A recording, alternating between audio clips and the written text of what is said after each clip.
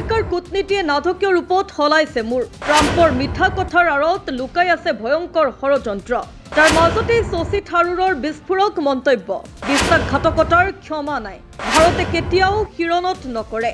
আজি আটাইতকৈ ডাঙৰ খবৰটো আহিছে আন্তঃৰাষ্ট্ৰীয় ৰাজনীতিৰ পৰা, য'ত ভাৰত আমেৰিকা সম্পৰ্ক এক নাটকীয় মূৰ লৈছে। এফালে আমেৰিকাৰ ৰাষ্ট্ৰপতি ডনাল্ড ট্ৰাম্পৰ মুখেৰে নিগৰিছে ভাৰতৰ প্ৰশংসা, আনফালে কংগ্ৰেছ নেতা শশী থাৰুৰে সেই প্ৰশংসাৰ আঁৰত ভয়ংকৰ সত্য উদঙাই দি সৃষ্টি কৰিছে তীব্ৰ চাঞ্চল্য।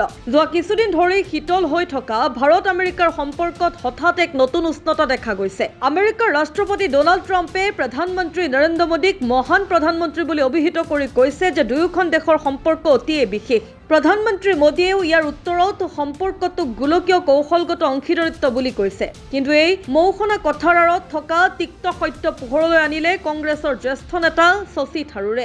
শশী থাৰুৰে এক বিস্ফোৰক মন্তব্যৰে এই নতুন সুৰক আদৰণি জনালেও অতীতৰ আঘাতক পাহৰি নোযোৱাৰ কথা স্পষ্ট কৰি দিছে।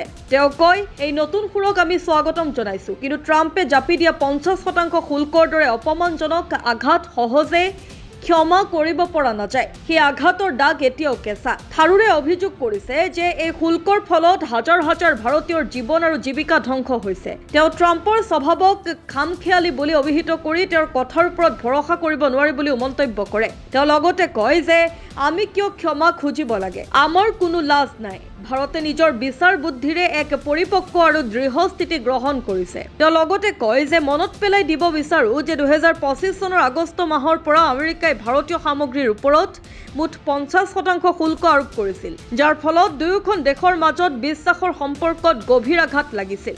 বিশেষজ্ঞসকলৰ মতে এই পদক্ষেপে ভাৰতক ৰাছিয়া আৰু চীনৰ শিবিৰৰ ফালে ঠেলি দিয়াৰ এক পৰিৱেশ সৃষ্টি কৰিছিল। গতিকে এয়া স্পষ্ট যে এফালে আমেৰিকাৰ বন্ধুত্বৰ প্ৰস্তাৱ, আনফালে অতীতৰ তিক্ত অভিজ্ঞতা আৰু বিশ্বাসঘাতকতাৰ অভিযোগ। এনে এক জটিল পৰিস্থিতিত ভাৰতে কোনটো পথ বাছি ল'ব সেয়া নিশ্চয়কৈ সময়ত লক্ষণীয় হ'ব।